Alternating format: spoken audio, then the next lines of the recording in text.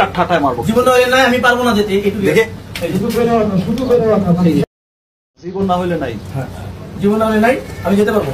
Clear করে বল, একটা ঠাটায় মারবো। জীবন হলে নাই, আমি পারবো না যেতে। একটু দেখে শুধু জীবন না হইলে নাই, জীবন হলে নাই, আমি যেতে পারবো। ক্লিয়ার করে বল, একটা ঠাটায় মারবো। জীবন হলে নাই, আমি পারবো না যেতে। একটু দেখে সিনেমাটি হচ্ছে প্রিয়তমা। প্রিয়তমা সিনেমাটি আপনারা ইতিমধ্যে সবাই দেখে ফেলেছেন এবং সিনেমাটি খুবই বাম্পার সুপার ডুপার হিট হয়েছে। সুপ্রিয় দর্শক শ্রোতা, প্রিয়তমা সিনেমার একটি লুকে শাকিব খানকে দেখা যাচ্ছে রাগান্বিত।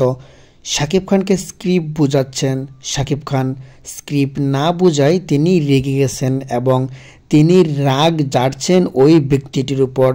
সুপ্রিয় দর্শক শ্রোতা, ভিডিওর এমন ক্লিপ দেখে আপনার কাছে কি মনে হচ্ছে? শাকিব খান কি আসলেই শুটিংয়ের ফাঁকে খারাপ ব্যবহার করে থাকে?